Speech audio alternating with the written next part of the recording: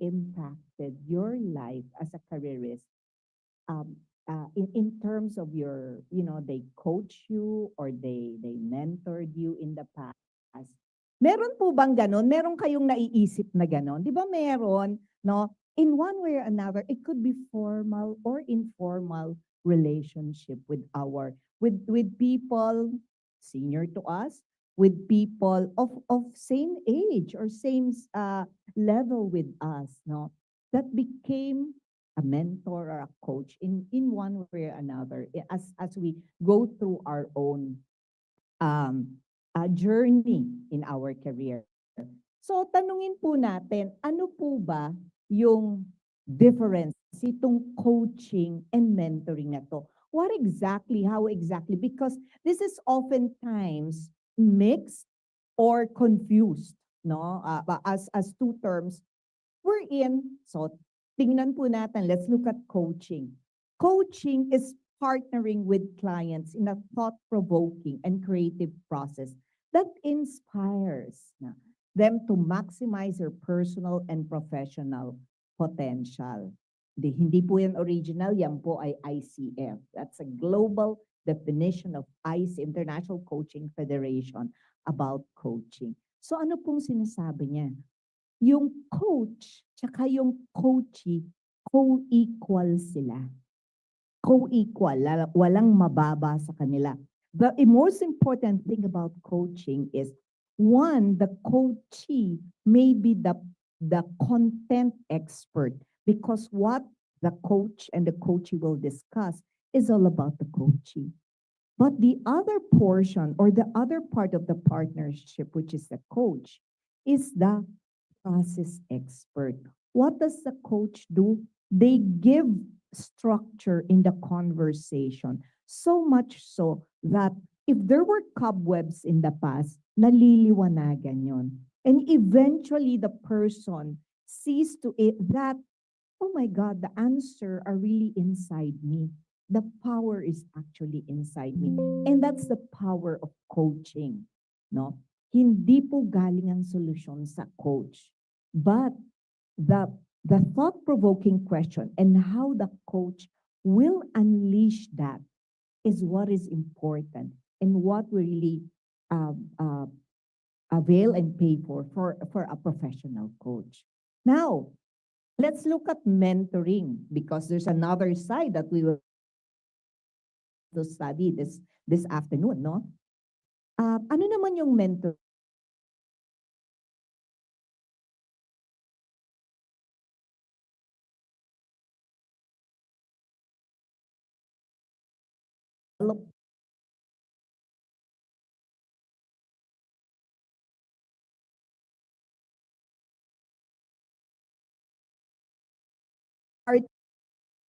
Partnership siya, co-equal, si coach and si coach at si coachee. Dito po sa mentoring, medyo mas mataas si mentor, no? Because in terms of perhaps experience, in terms of perhaps, knowledge of the subject matter, mas meron siya. And thus the mentor transferred that to the mentee, no? Now, meron pong sinasabi ngayon, lalo na, no, sa mga Gen Z. Sino po ba ang Gen Z sa audience natin? Ayan, sige po, claim to fame, no?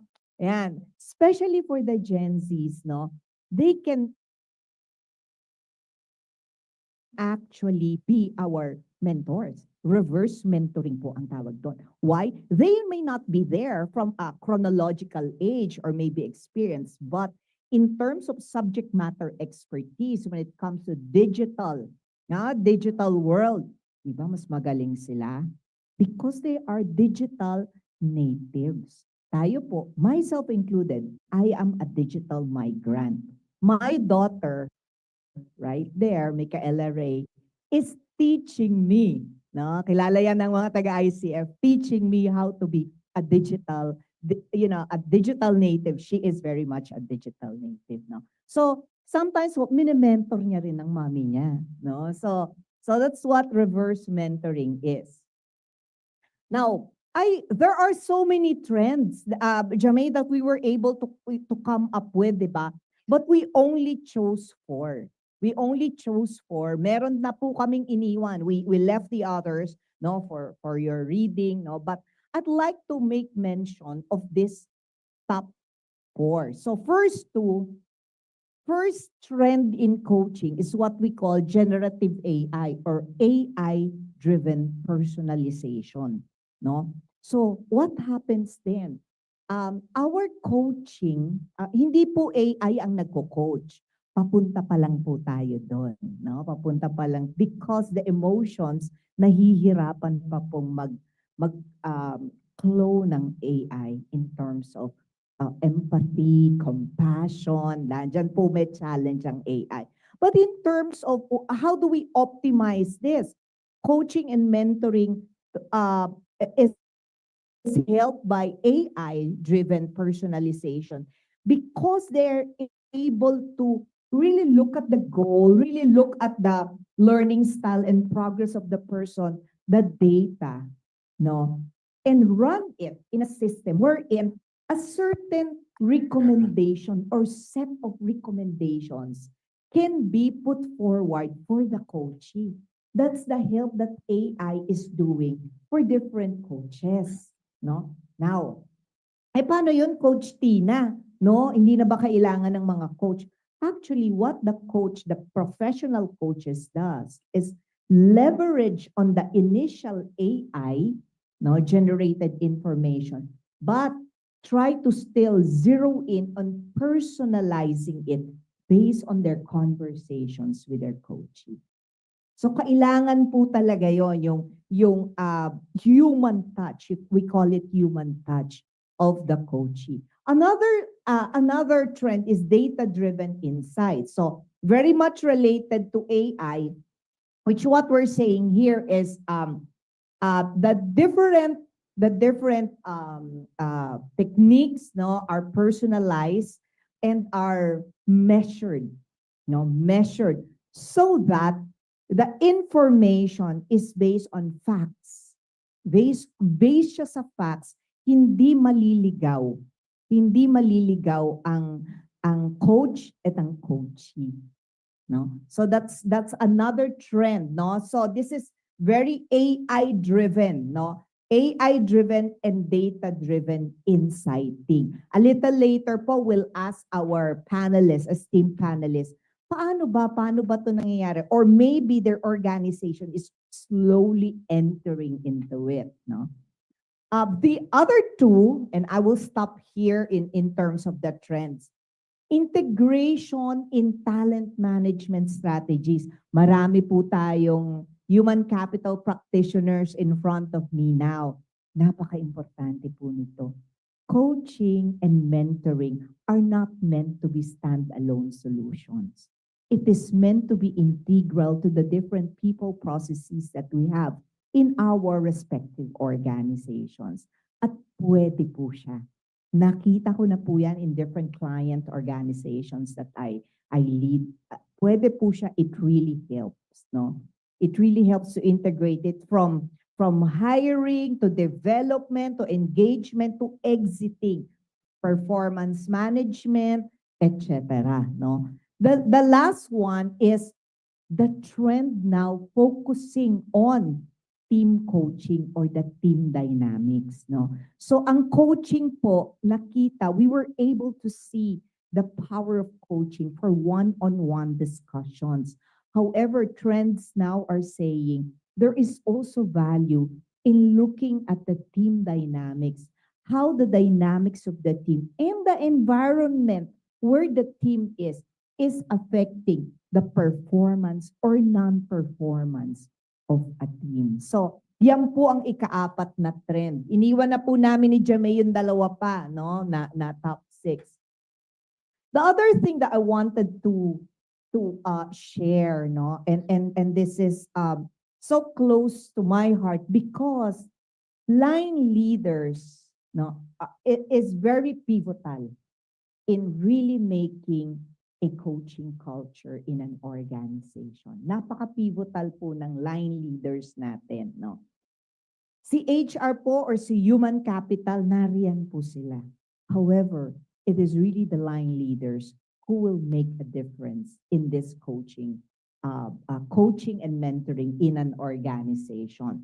Kasi because line leaders' role as coaches and mentors, we have simplified it into three. The first one, the line leader is a guide.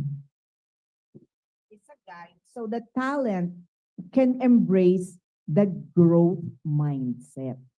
No? There are many explanation of a growth mindset. Pero ako po sisimplihan ko, use the word yet. No? I am not yet equipped. We are not yet there.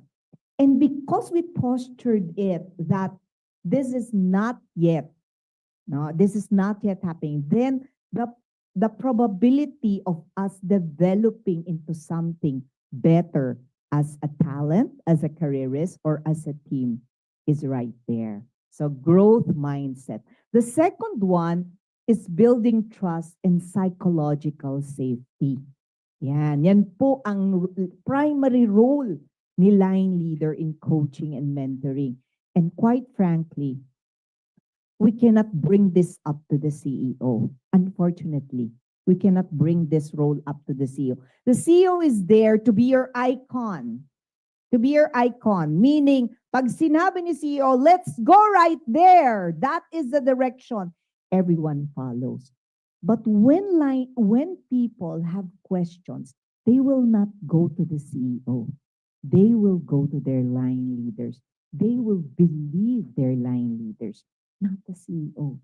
Why? Because the line leader has the relationship with that particular person. That's how powerful the role of the line leader is, building trust and psychological safety. I just wanted to share a bit more about psychological safety, but I will not explain it here.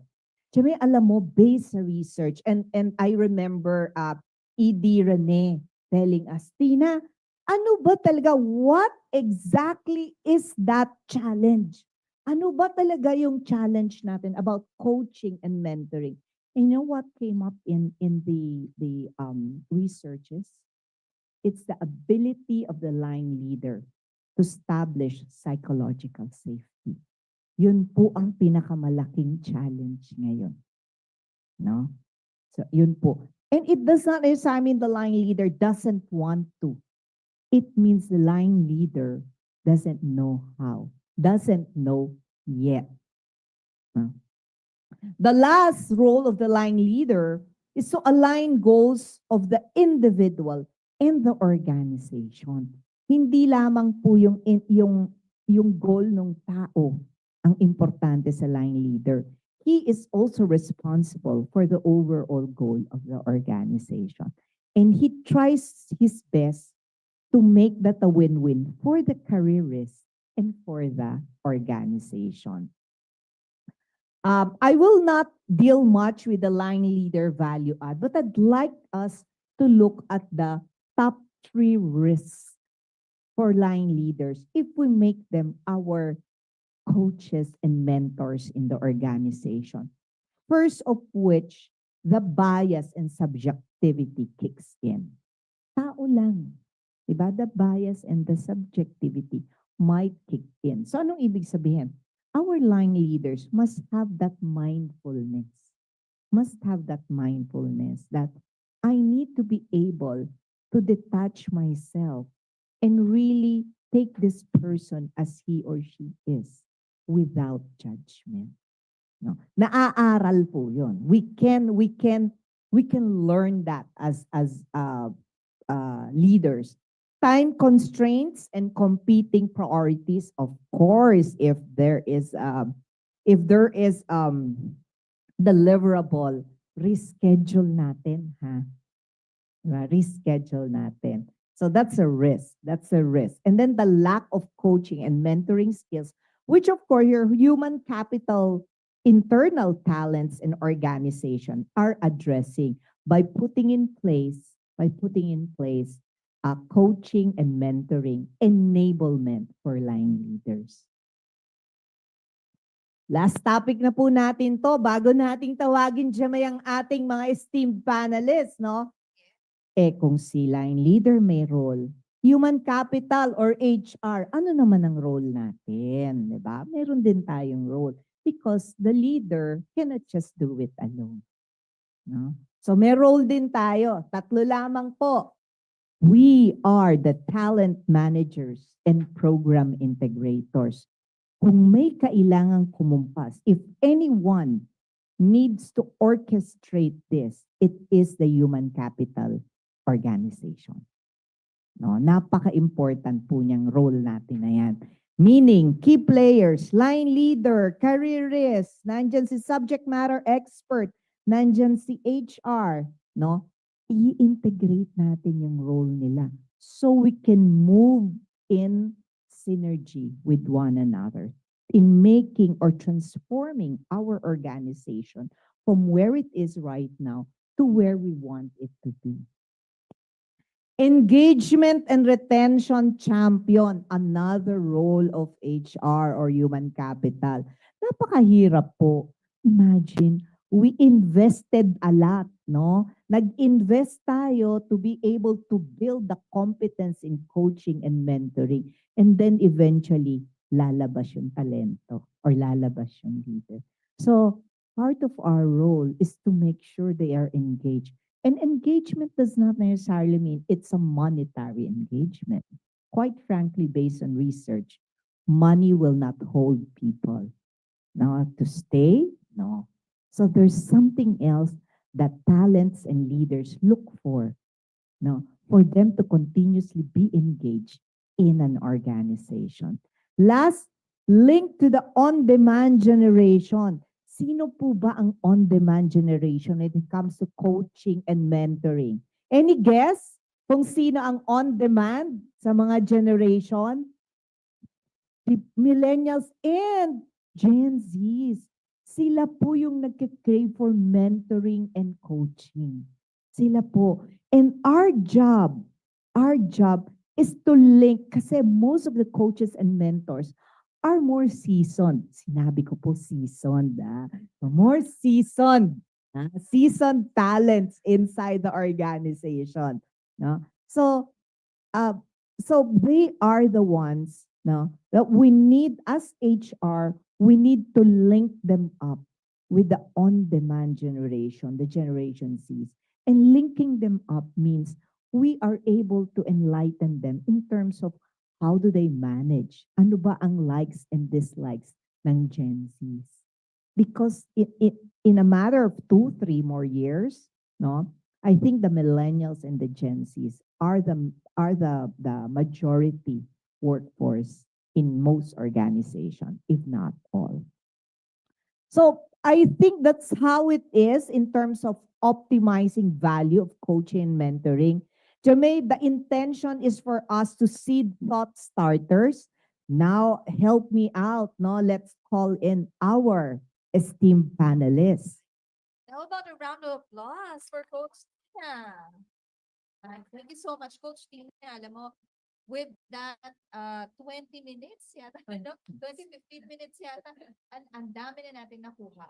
Right? No? So it's really very valuable insight. Share ninyo about AI-driven personalization, data-driven insights, integration and talent management, and yung isa pa, integration and talent management, and may isa pa. Integration and team dynamics. Ayan, oo. No? Ang dami na nating nakuha dito. Ako rin may mga questions sana, no? But I know I want to give the floor for the questions and insights. Syempre sa audience natin. That's and true. pretty sure yung audience natin has some insights and questions already. Okay? Pero para ma-expound natin, no? With topic on this and to also hear best practices from our guests. Yes. Excited na ako, girl. Ay, ako din. So let us do this without further ado. And let's call our 3 HR leaders. First off, we're gonna call the Senior Vice President and HR Group Head for SM Supermalls. She leads the HR group at SM Supermalls, overseeing several business units and a 7,500 strong workforce spanning 87 branches nationwide. She excels in strategic internal communication, HR business partnering, talent and performance, leadership development, org development, and HR transformation. Her enterprise-wide OD programs have received local and international recognitions, including the Stevie's, FEMA, HR Asia, among others. Let's all welcome Miss Sharon Luth Woo! Good Agsala. afternoon, everyone. Magandang hapon po. Alam niyo, parang akong tumatawag ng mga artista. Oo, May mga diba? susunod pa. Yes. Ang ganda pa. Correct, correct. Mm-mm. Oh my gosh. Now, to join us, our next panelist, pa rin, artistahin. Artistahin din yan. Yes. Mhm.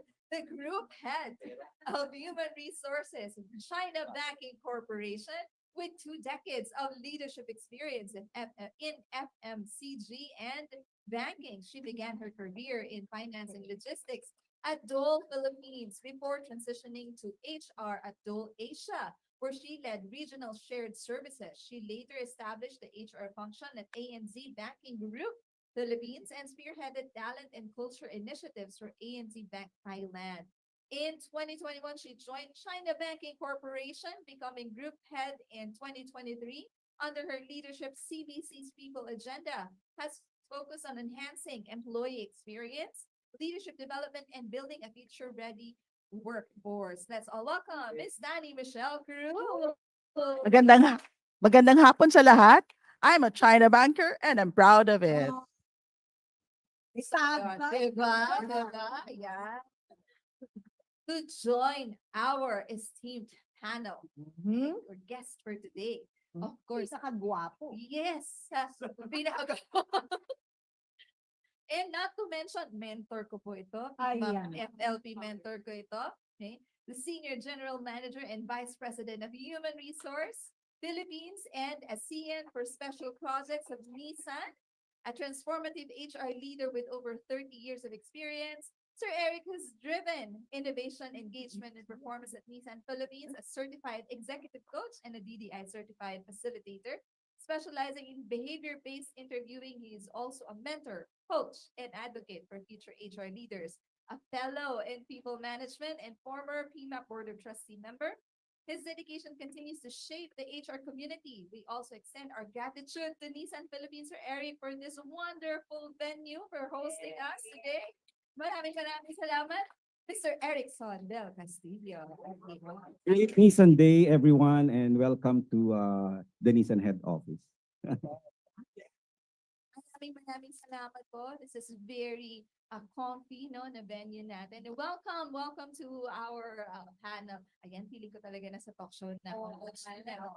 Kasi we have our guests for today. And because we want to expound on the topic that Coach Tina opened, no, ang dami na kagad na insights. We want to learn from you because you belong to very, very good organization who are practicing itong coaching and mentoring. So we'd like through questions that are actually came from our attendees also. No? So may mga questions na tayo nakuha kayo from them. So let's start with ano po ba ang best practices ninyo when it comes to coaching and mentoring in your respective organization. So mauna po tayo, ladies first muna. Cheryl. All right. Hello. Okay. Thank you so much. Um, I resonate a lot with what Coach Tina has been sharing a while ago because I see a lot of the things she shared as something we've been really trying to embrace in our own organization, where we are scattered across 87 branches nationwide, over 7,500 employees, with 91% generations Y and Z. So the young people are really dominating the workforce.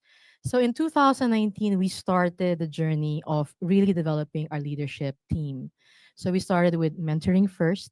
We called it MAP, or the Mentoring Agreement Program, because there has to be an agreement that you want to be mentored and you'd like to mentor. And it is a journey, not an overnight, sensation. So on 2 years after we introduced coaching, and then we now try to blend it because it's never, as you said, never a one style or one approach thing. You have to be versatile as a leader. And that's what we've been trying to really teach our people. But the biggest thing was the resistance also of the leaders to document. Yes. So we tried to bring in technology. So we brought in the SM Life app and we created there a very simple feature, which is the coaching and mentoring logs.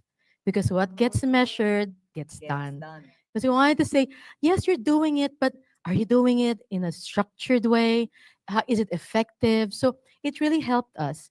And in 2 years' time, we were able to reach, and I'm very proud of this, and all the SM Supermalls employees out there who helped us put it together, we've reached a critical mass of 88% coaches ahead and on track. So I'm really proud of the journey because it is not an overnight thing and it came with a lot of influencing and a lot of teamwork and support from our very own president. So that's where we are in a nutshell so far. So much. It's Cheryl, no?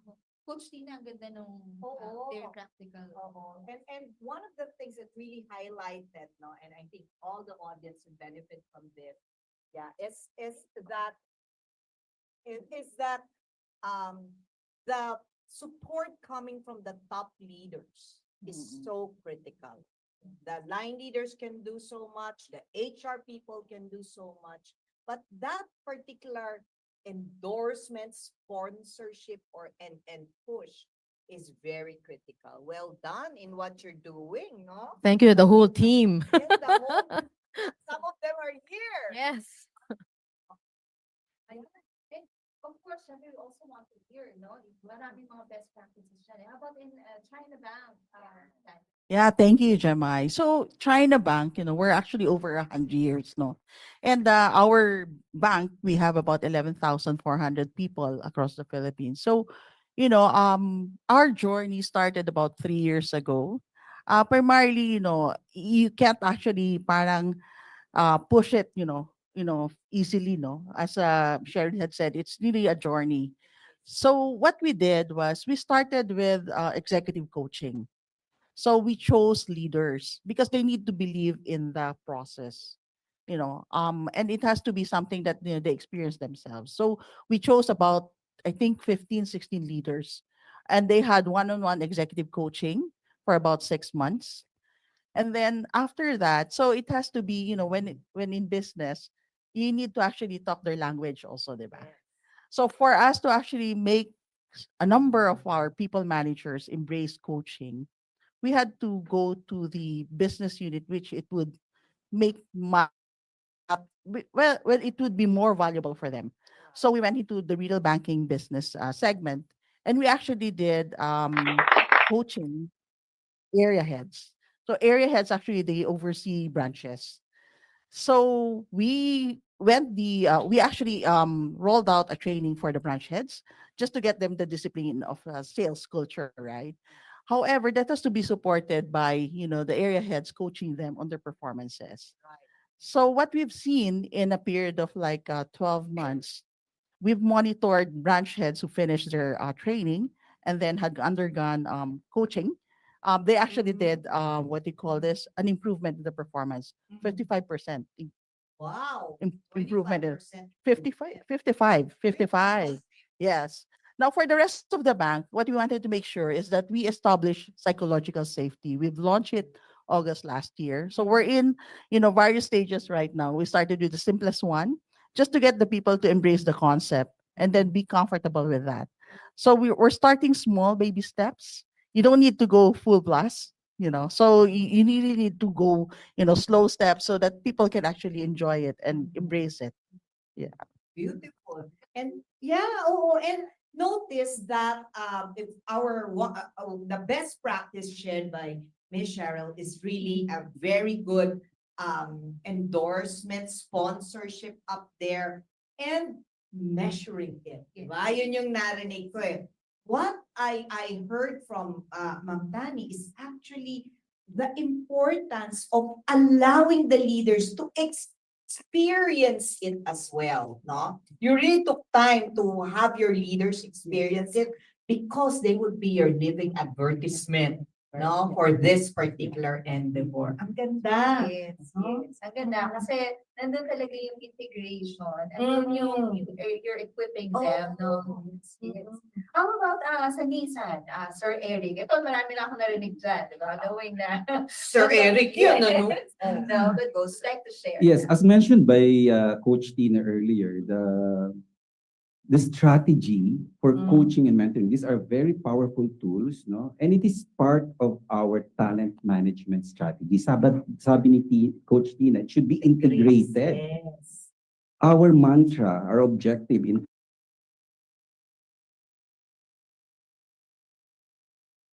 management is, that's our mantra. And we're aiming that 50% of our executives going up to the level of leadership should come from within. And we are tracking our success by ensuring that the direct reports to the CEO would have a successor in line, no, up to third level, or as much as possible third level, that could possibly replace them in case of vacancy. So coaching and mentoring are very powerful tools.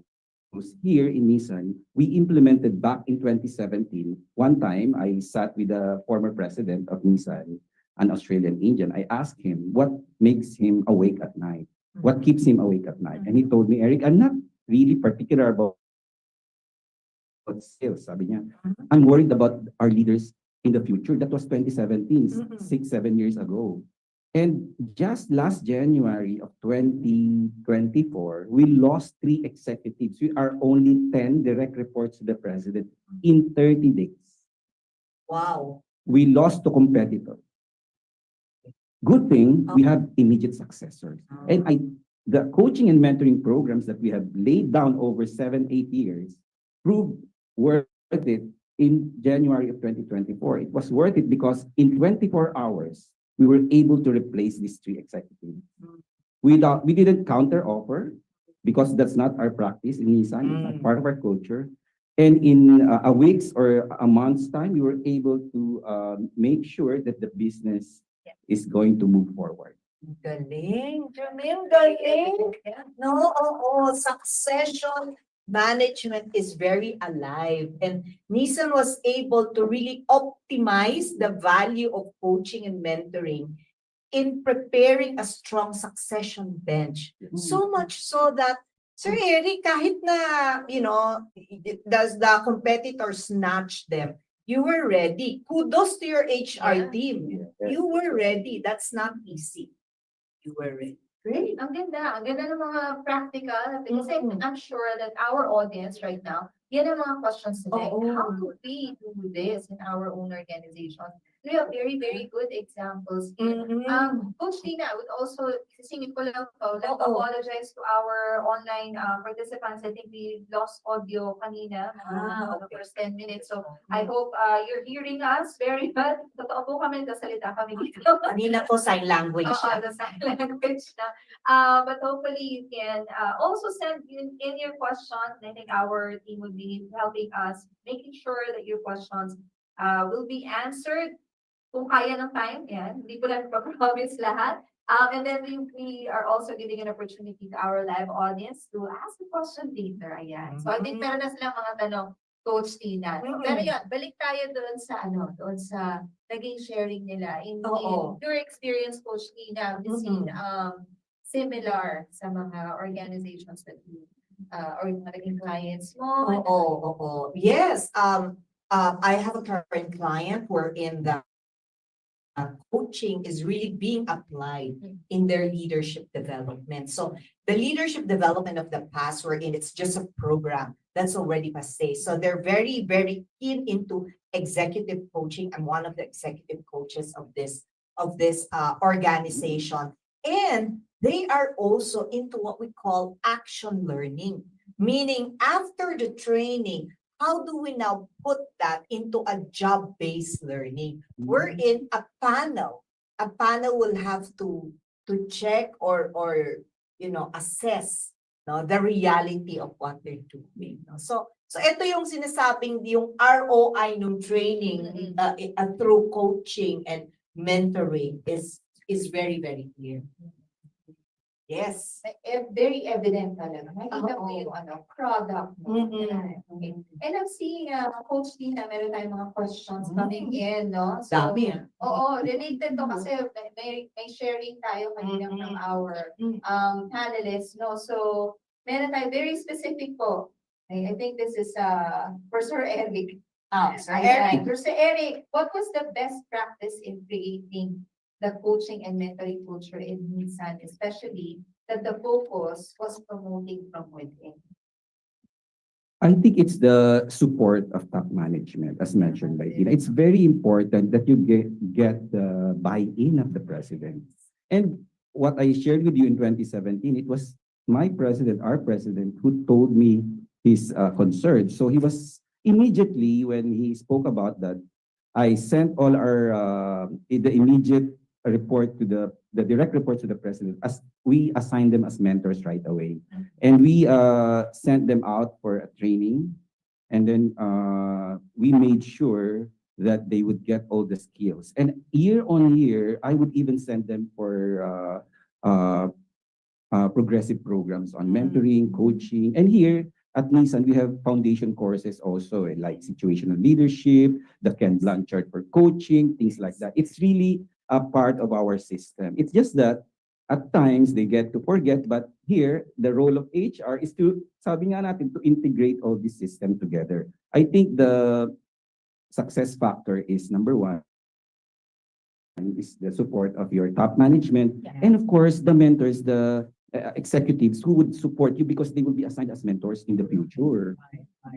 Very crucial, very critical in support of top management, as also shared by, Yes. by Sherry. Yeah, I think that to add to what Eric said, the trust in management, not just the support of management, the trust people have.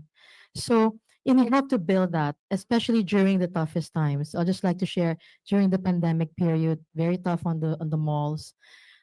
We still found ways for the president to talk to the people.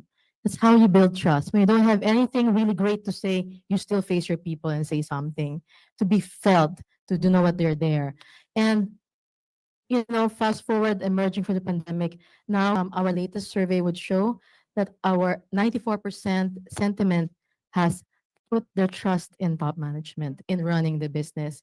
And so when that same management pushes for coaching and mentoring and is the one leading it, then it's a good combination. Easier. Dahil It makes HR's job a little bit easier. A little bit. Jermaine. And I was just caught by what Sir Eric shared earlier, because it's really, you need this leaders, coaches, and mentors to stay with the organization, no? Kasi you're continuously building them, eh. And I'm curious, if I may just inject this question. Did you by any chance use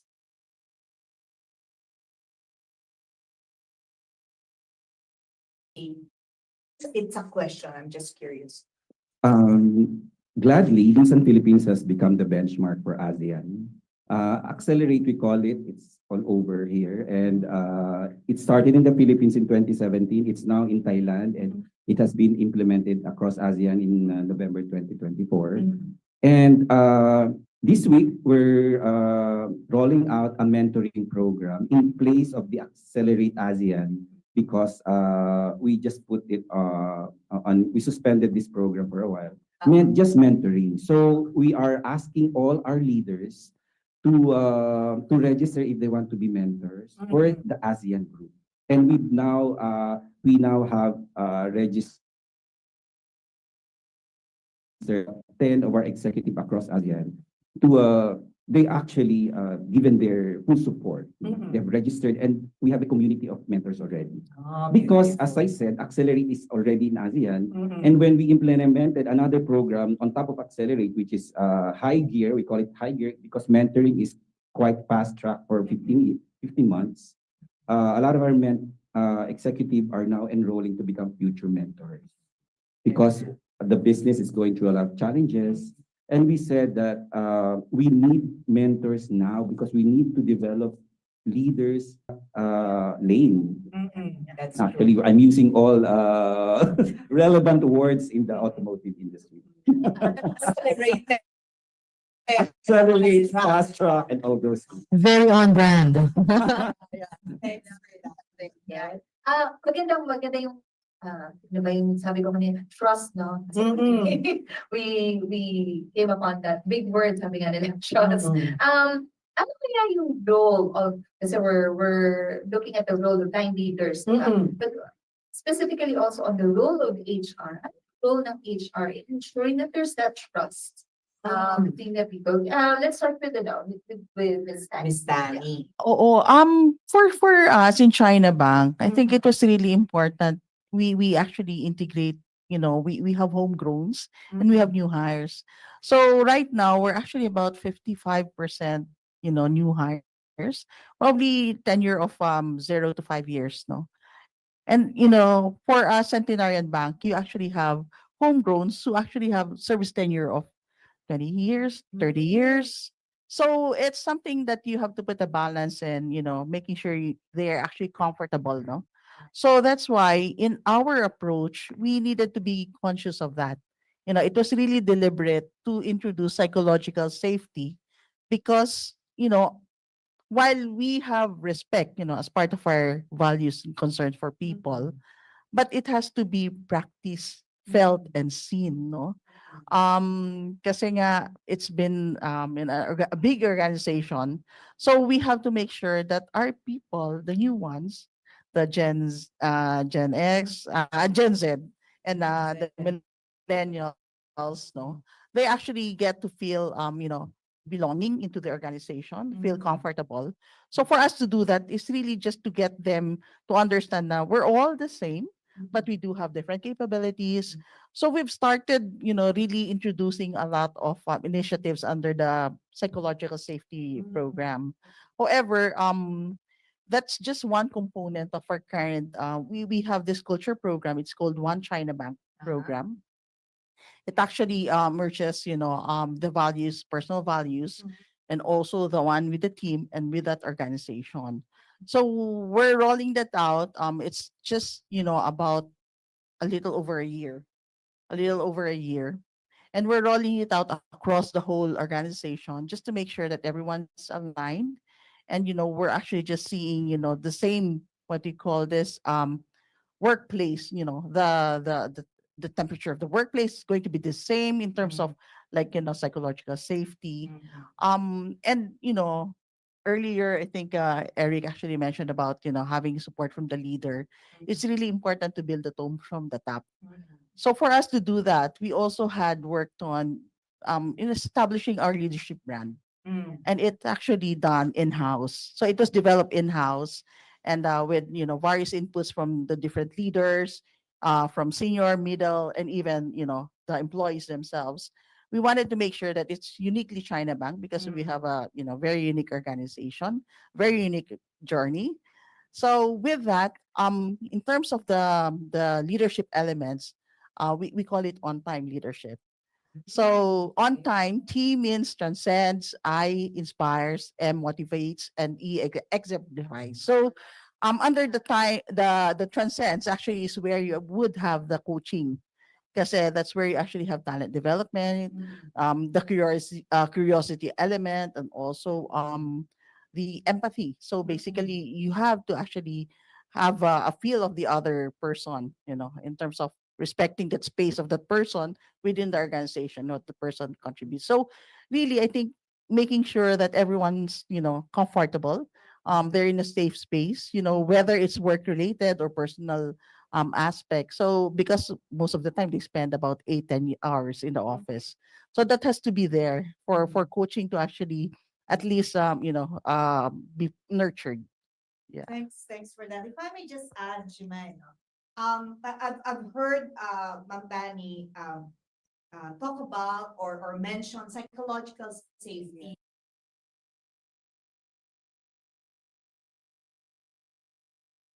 Answer, no? So, i-dimension lamang to dimension psychological safety, or I call it, let's try to demystify it, no? Kasi psychological safety is such a huge word, no? So one of the things, and these are not the only practices, no? But one of the practices that is pervasive in organizations, in progressive organizations, when it comes to psychological safety is talents, leaders, people can ask questions, regardless how crazy the question may be. No, no one will judge him or her. No, so that's one. The second, a talent, a leader, or whoever coming from the organization can put forward an idea, even though it's not yet refined. Even though it's not, because the traditional way is it has to be the brightest idea before we put it forward there. So in a psychologically safe space, no, people or employees are able to put forward ideas, no? Kahit dahilaw pa, share it. It's half cooked, but because people feel psychologically safe, no, they build on each other's idea. So what happens if instead of so that's no, what happens is when a person or the team builds on each other's idea, it becomes an end. Yes, and no. Yes, and maybe this can form part of that. And maybe there's another one. No? So then you would see that, oh my God, the first seeding of idea is totally different. Yes. But it's a lot better. So I hope I gave you 2 dimensions. There are a lot more dimensions in psychological safety. I'm Yeah. sure our panelists would have more in terms of their own practices, no? But I just wanted to see that at this point. Correct. I did notice that, no, because psychological safety you mentioned already earlier. It's Mhm. one of the challenges. It is Yes, the biggest challenge. Yes, and you mentioned ito ba, some people do not know how ba? How Right. I came to realize I was coaching a Filipina lawyer, and it's my time to circle back to my sponsor, who is a Dutch. No, the bosses are Dutch, and one is a Filipino. She's in a Helix organization. No, so matrix sila. And part of my practice is before I circle back on my one-pager assessment, I run it by my coachee. So I co-create the report with my coachee. And if there's any single part of that report that the coachee doesn't feel comfortable, I will scrap that out. The sanctity of information and confidentiality with the coachee is so important. No? So nag-circle back kami, and that was the need of the lawyer. Top line lawyer to. Well, no names na lang ngayon, ano? So the key there, panelists, is that the Dutch higher level, different nationality, said, Coach Tina, I'm really curious, how do I develop psychological safety? Because I may be the reason why she doesn't feel secured, or she doesn't feel comfortable. So that's a beautiful insight coming from the leader. No? Plus the need for us to have a common understanding of psychological safety. Correct. Sometimes it's really a matter of what is it? The definition. Yeah. All right. We're looking at roles of line leaders, roles of HR here. We've gone through the best practices of our guests for today. Now I'd like to ask the audience, if you have a question, you can actually microphone, or you can get the microphone para we can have someone answer. So meron po bang may question from our audience? We can, before we go back, kasi baka naman nakafocus tayo sa ating mga online attendees. Marami pa silang question, but I'd like to make sure that you guys are given that opportunity. Ayan, Coach. Dati rin ganito Oo nga. Multitasking tayo dito. Sige. So, yes. So, introduce yourself and Ayan. Tsaka kung taga saan siya. Hi, good afternoon, everyone. I'm Neth from Eastern Philippines. Under name. So my question is for everyone. What is your most memorable coaching session? So, As a coach or as a coaching? as a coach? As a coach. Nagre-reflect ng Okay. text kasi coach. Kasi memorable, no? Baka marami Ako na muna. Oo, pwede, Para pwede. mag-isip pa sila. Baka nag-iisip ang ating analysts. Nag-ano ka sila? So this is very recent. This is very recent. This gave impact to me as her coach, primarily because I saw the transformation. After 6 months of journeying with her, no, I saw the transformation. And it was so simple. She just said, think, I can never allow myself to operate from expectations. Ganon kasimple yung insight niya.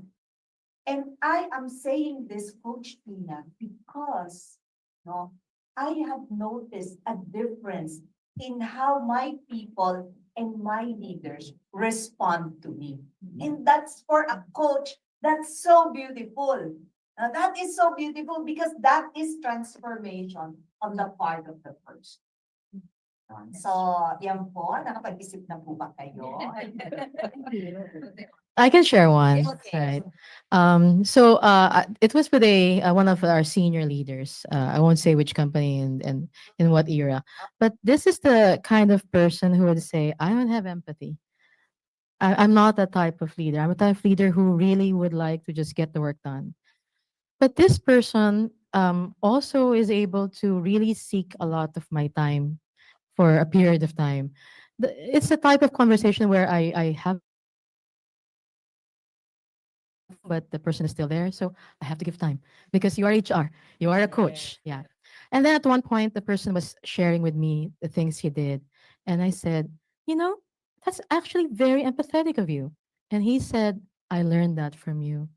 So in the course of discussing him having a pair of ears for me, without me really saying, you have to be this, you have to be that, it was really a session which opened up his mind, and the change was seen. And the people also approached and said, our boss showed some changes for the better.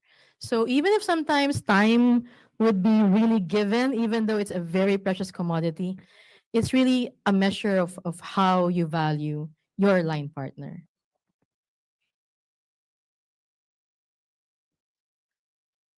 Yeah, I have also a similar situation. This was a senior leader, and that leader is known to be very, like an iron lady. So she was actually known as such. Very action driven, results driven.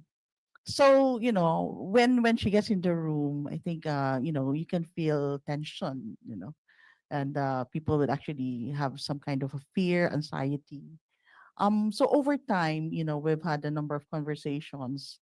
You really invest, you know, time to do that kind of conversation, because it's important that that particular senior leader or leader would be able to at least reach out, to the whole team, right? So at one point, there was a realization that that leader shared, in one of the conversations, and this actually this was the statement. um i I have to look backwards and inwards in terms of how I'm behaving, because I need to understand, or probably have a view of what people will talk about me, or have an impression of me about 10 years from now. So that was very impactful for that person, meaning to say that if my team would actually see me in the future as this, I'd probably need to change. So over time that has actually changed, and we felt it. And I think it's they have different ways. So in their own unique ways, they actually change. People feel that. So tayo naman yung mga Filipinos, we appreciate any gesture or effort of changing oneself. As long as it's authentic, genuine, then people actually welcome that. Yeah. Well, for me, I am an aspiring executive coach. one time I had a conversation with our former president in Nissan, and he wanted me to be his coach also because I asked for his permission if he could sponsor me to enroll kasi medyo expensive. So he asked, sabi niya, can you be my executive coach if you graduate? No problem. One time, just an hour before the executive committee meeting, we had a conversation. And I know that he has been having problems with some of the executives in terms of relationship. And I asked him, he's a Spanish, and I told him, how's your relationship with this executive, Mr. President? And he said, why are you asking? Why are you so concerned? Sabi niya. Because I want harmonious working executives in the organization. And he didn't respond right away. But, you know, after we had that conversation, it was a long conversation. And as I said, we would have an executive meeting after that. I saw that he transformed because he approached that person right away. He said, how are you when entering the executive meeting?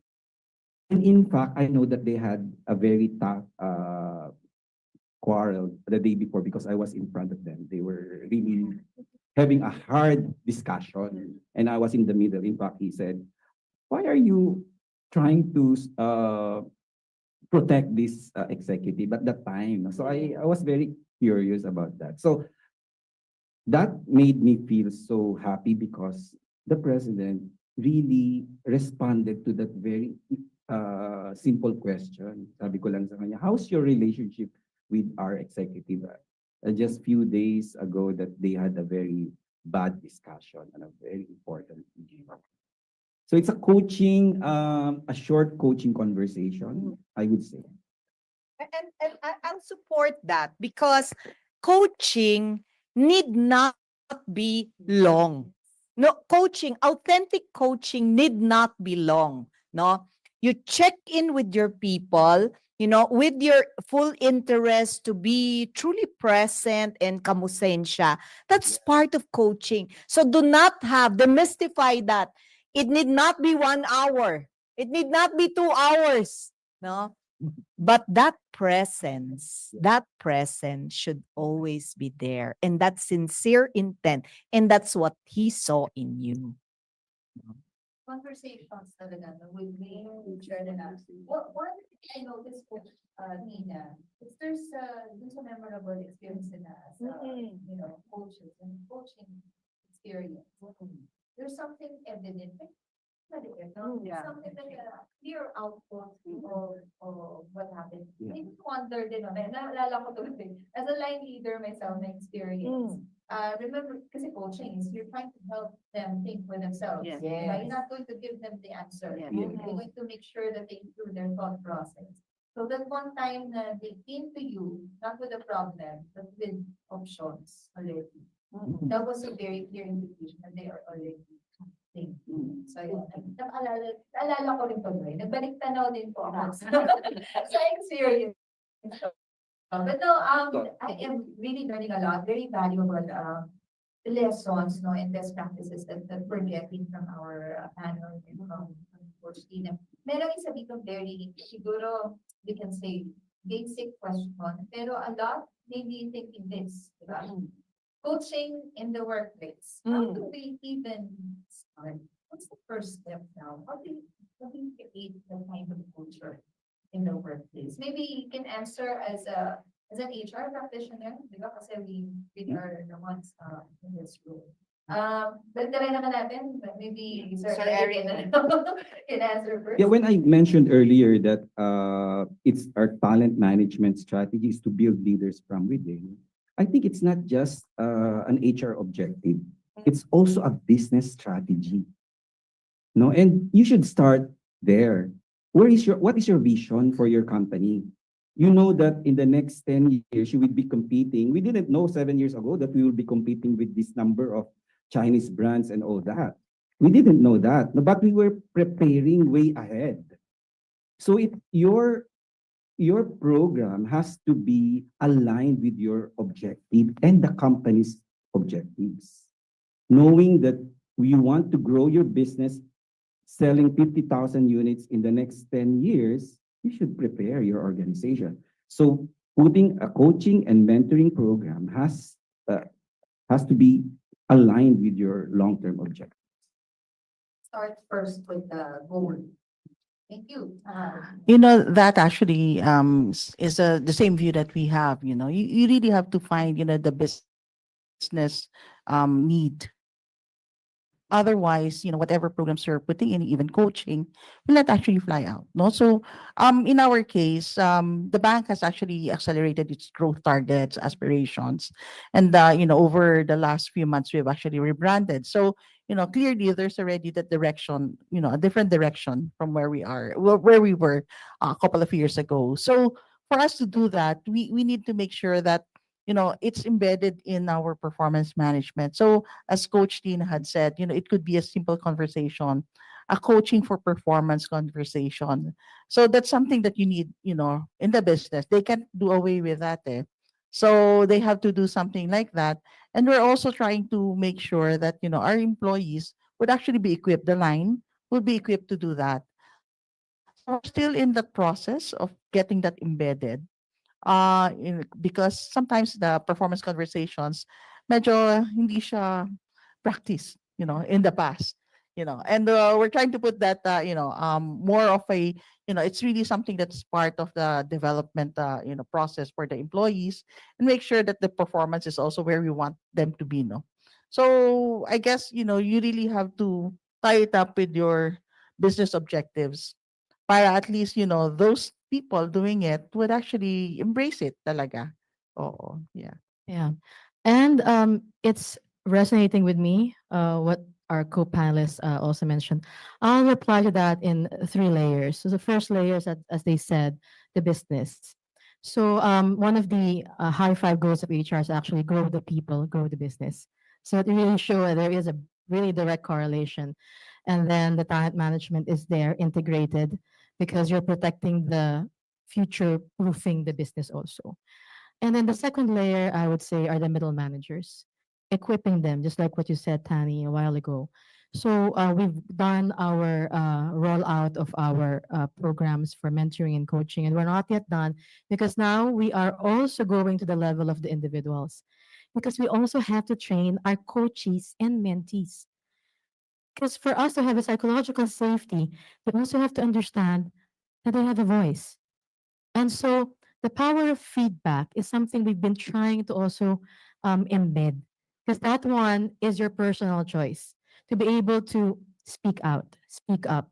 And so I think it's always a three layer the business, the middle managers who will lead the way, and then the people themselves, the coaches and the mentees being self driven. And we actually have an ongoing culture journey. We are on our third year. Culture is a long, project. It's a long initiative. So we're in our third year, and we're hoping to be able to embed it by 2027. Ay, na-commit. We should have something by 2027. Recorded, televised. My team is there. No, culture is not something na one big Yeah. okay now. Mm-mm. So talagang yung question very real. How do we start? How do we introduce? And then, I think also important, how do you maintain? Kasi hindi pwede you start it. Kasi will fail, diba? So yung mention ko, Sandy kanina, you're still in the process of this, and then you the performance management, making sure that yung levels are there, diba? Ensuring that there's always something that you do. Ako, I'll add, no, supporting that it should always be in alignment with the business strategy, no, that's why our people strategy as human resources or human capital will always have to be in alignment with the business strategy. So that's rule of thumb, no. Second, I also support what you're saying that it has to be, you don't start at a single level. You have to intervene in different levels inside the organization. So amplifying that, and siguro the only thing I wanted to add is whenever, almost always, it will start or it will be given to learning and development. No, di ba? Learning and development, tulungan nyo kami dito. No?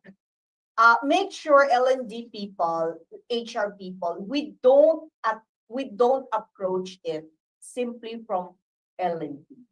That's my take, no? Meaning, number one, look at the strategy of the organization and make sure our strategy, our people's strategy are in alignment. Number two, look at the talents that we have. Now, look at our raw materials so that we know, do we develop? Do we buy? Do we borrow from our other organizations? Because in building coaches and building mentors inside your organization, it's so uber important that you have the right people on the bus. No? Ang hirap po pagka hindi. The third that you will have to take a look at is, are you organized well in such a way that this coaching and mentoring partnerships may flourish. No? Tingnan niyo yung organization structure niyo. And then tingnan niyo yung performance and rewards. Is it really supporting, are our performance and rewards supporting this kind of behavior?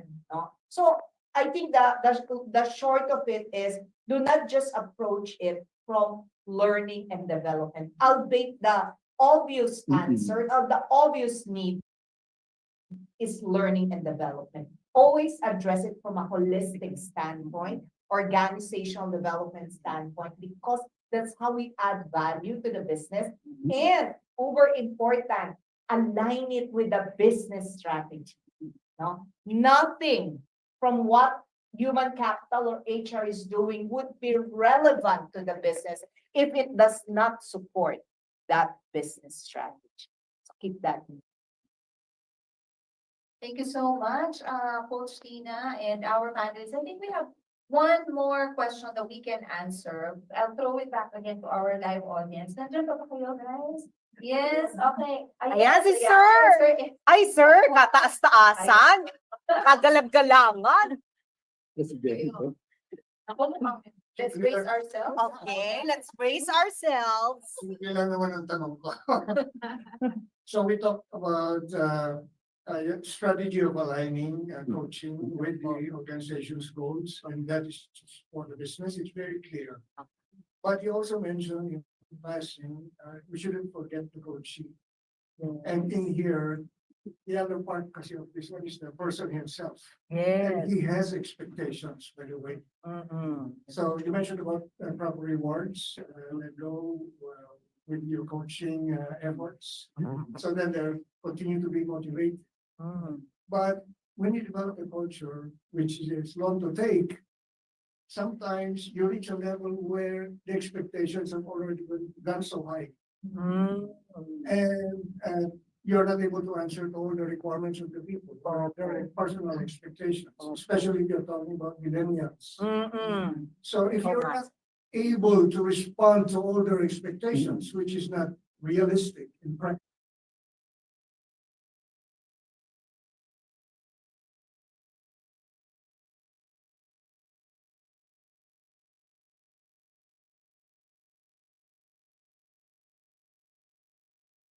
is benefiting them in many ways, and not just merely because there is a reward at the end. So ako ba unang sasagot, mga panelists? Buti na lang, moderator. Sir Ed, ganito siya. My point of view from your query, no? Any leader, regardless of the rank in the organization, would only have two important agenda. The first one is engagement. No, kailangan natin engage ang tao. The second one is business performance. Any leader, no, yung dalawang yon ang kailangan niyang pagbutihin, and those are not independent from one another. It supports one another. If you have engaged people, they will perform. If there is performance, people will get engaged more because they will be given better bonuses. So kasama po yan, kaakibat yan. So what happens now is So if we know as leaders, ito yung primary responsibility natin. Engagement and performance. And by the way, that makes up your culture. Engagement and performance will make up your culture. Then you go back to the smallest part of that engagement and performance, i.e., yung talento, yung talent. Siya yung smallest part dun eh. So regardless if that is organizational culture, team culture, or individual, I need to be able to engage the person and allow him to perform. No? Para maramdaman niya, enabled siya. Enabled siya. Now, totoo yun. Totoo yung sinabi sa atin na sometimes, I'm not saying we do have Gen Zs here. Sometimes, no, Gen Zs may have some unrealistic expectations. And this is where our ability as leaders to build connectedness, with our people, especially if they are Gen Zs, is so important. It's so important. It's not only about leading you, giving you targets, etc. It's about building that connectedness with the person. No? Kung kaya nga isa-isang tao, because the only way that the person will really perform, no, and would really be engaged, kahit ano pang ipagawa mo, is when they have connection with the leader. When they have connection with you. And I don't know, sir, if that addresses your query, but that's the first thing that came up to my mind. And maybe our panelists would have a view. Okay. So I would say also that managing a multi-gen workforce is one of the biggest challenges of this time. Okay. And so mentoring and coaching should also be taken into that context, as you've said. So what I notice is that the younger generation really tend to be a little bit more impatient. Perhaps because I'm a Gen X. They tend to be more impatient, but they're really very open to sharing their thoughts. So I think the dialogue is very important. And mentoring and coaching rests on the power of meaningful conversations. So if you can harness that, then you can find out what they want. And it's not something that is generic. Okay, Gen Zs want this and that. Because you can only generalize so much. It's very important for the leaders to learn how to manage those conversations and to really give time. And I've seen it happen. We've had our fair share of hyper young talents who are Gen Zs who are able to stay. And we have senior managers who are Gen Zs now because we are 91% Gen Zs and Gen Y. But then we also have some Gen Zs who left before reaching their second year. Yeah. So really the conversations have to happen, but we also have to teach and train. Because I also found out that giving and receiving feedback, for instance, is not something which may come naturally to a lot of people. So we have to be able to break that very, very basic skill. But if we can master that, then we can make a big difference in our day-to-day relationships.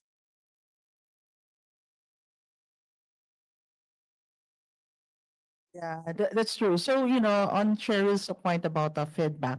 So at China Bank, we've actually been practicing feedback programs, so for various purposes. But I think that's a way to actually get people to be comfortable to speak out, share their thoughts, in a group setting, but obviously more casual, informal.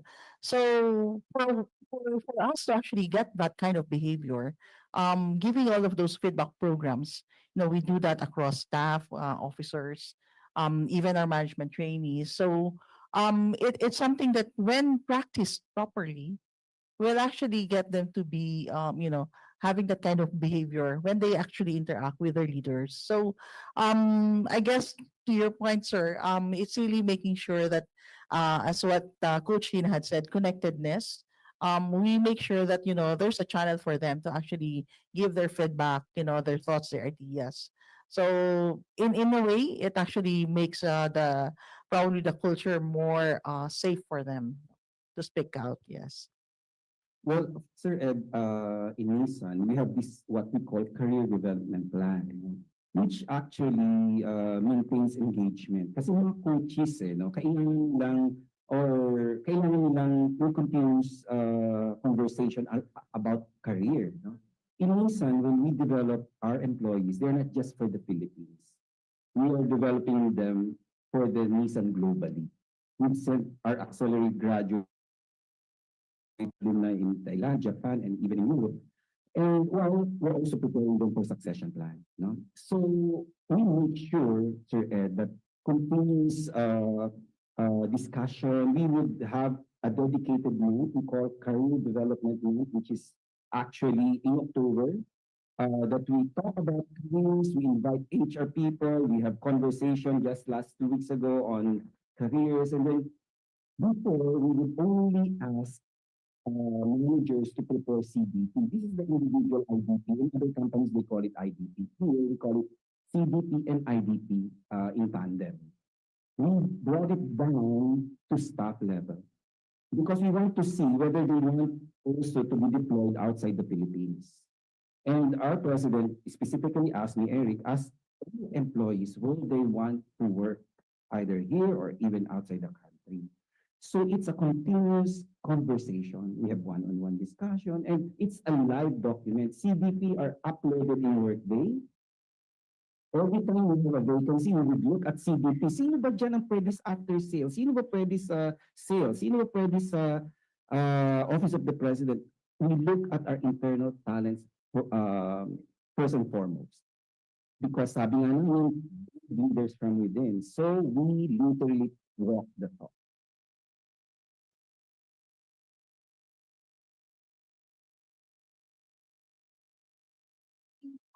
Okay, the questions keep coming in, no? So, ang gaganda, kaya lang, I'm looking at our time.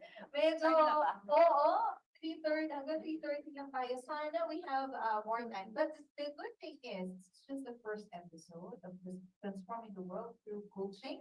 So, meron pa tayong ibang episodes. And before we close, no, so I'd like to ask every one of you to give 1 to 2 sentences. Ano yung gusto niyo take away ng ating audience from our in-person and our online audience? Ano yung meron kayong gusto kong impart with them when it comes to this topic? Sige, let's start with Coach Tani. Ay, What? Na-promote na ako. Wish na ako. Wish list pa yan. Bucket list ko pa yan. So baka matotoo na nga, no? But, I think from me, I think what we need to probably look at, key takeaway for me is really when you actually do something, it has to be deliberate with a purpose, diba? So for it to really prosper, there has to be a purpose to it, no? So whether it's coaching, mentoring, there has to be a purpose. Secondly, um, there's no rushing into putting in place a program. And it takes time. So the more you prepare properly, the better outcome you'll actually have. And in our team, we practice, learn and parang test and learn. So you don't actually plan for a perfect one to roll out. You roll out based on what's the need for the moment and then fine tune and then roll out further, ganon. So the pressure doesn't build on you and it's really you're doing things more for addressing, what the need was in the first place. Yeah. Thank you so much.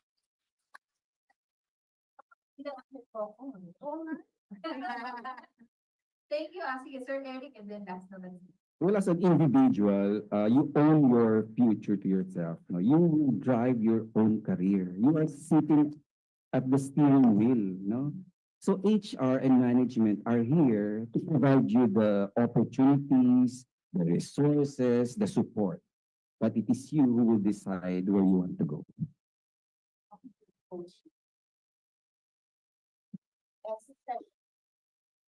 I want to start with a purpose. So the business, and then also, of course, the people.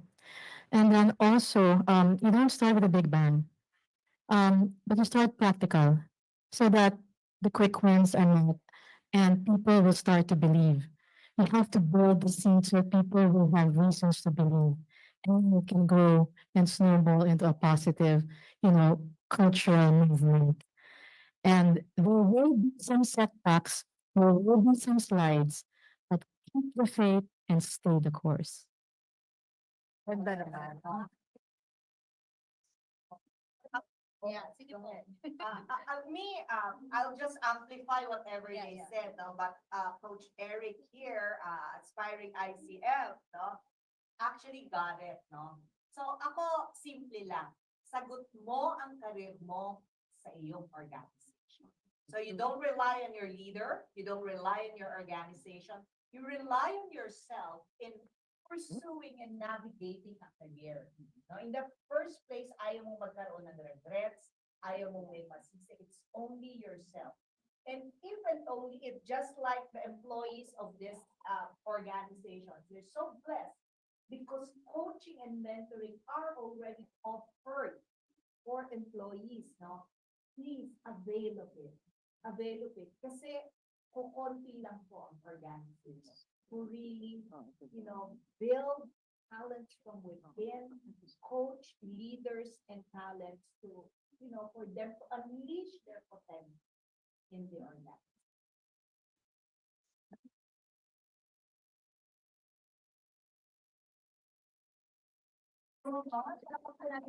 And a half hours. Ang dami kong natutunan. Sabi ko nga, okay na okay talaga ako mag-moderator kasi this is really, oo. Okay na po ako dito. I'm really learning a lot, no? And this is something very valuable for us to learn. I'm seeing that it's not easy. Tama? So it's for me, that's what I'm getting. It's not easy, but it's worth it. No? And then we start with the purpose. We make it effective, not for the show. Not that's something that will really create impact to our organization as HR practitioners, as line leaders, as coaches ourselves, diba? We make sure that we are we integrate with the purpose. Yeah. So with that, ayan, so thank you so much to our live audience. Thank you so much to our online audience, watching us from Zoom, Facebook, YouTube, may LinkedIn din yata, no? I think naka-TikTok din tayo. So thank you so much. Yes, naka-hybrid talaga tayo. Thank you so much. Now, please fill out, we would just like to request that you fill out our evaluation form so that we know how we can improve our upcoming podcasts, specifically for the Transforming the World Through Coaching podcast show. So with that, I would like to thank the People Management Association of the Philippines, the Philippine Society of Fellows, and International Coaching Federation of the Philippines, and of course, Nissan Philippines for making this possible. Again, so thank you each and every one of you for joining us. And I'm sorry, maraming pang question talaga. No? What we're going to do sa panel sa questions, we can probably send them to our speakers kung masasagot nila. We can send them to you. We can also the link kasi we can respond naman doon sa panel. So thank you once again for joining us. We hope to see you all on our next podcast entitled Creating High-Performing Teams Through Coaching. In May 2025, every quarter po meron tayong podcast show. Correct. So, babasahin ko lang kasi this just in. Yung ating, ano yun? Yung ating title for the next two quarters. Quarter 3, meron naman tayong Transforming Leaders Through Coaching. And then quarter 4, we have Sustaining Employee Wellbeing through coaching. We will keep you posted on the schedule of these podcast shows. So abangan nila po yan sa PMAP page para you can sign up when it's available na for registration. So again, my name is Gemma and it's been a pleasure to be your host and moderator. Thank you everyone. Have a great week ahead. Thank you so much. Good job. Coach Tina and Sherin. Oh, let's have a picture muna tayo.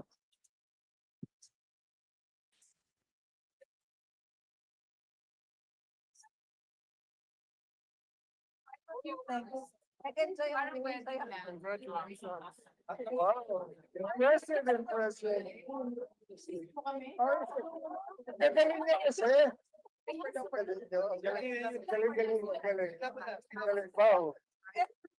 Ayaw, five of them. Ayan. Pasala muna. Ganda niya si Eric para ano. You know, sometimes everything just gets hard. Sometimes everything just gets harder. Feeling like I'm missing some parts. Days just keep on getting much darker. Even when I'm down in the lower, I remember what you were saying. Sometimes all you need is a spark. Maybe just a better kind of bitter. Lose gravity, I'm swimming in the quicksand.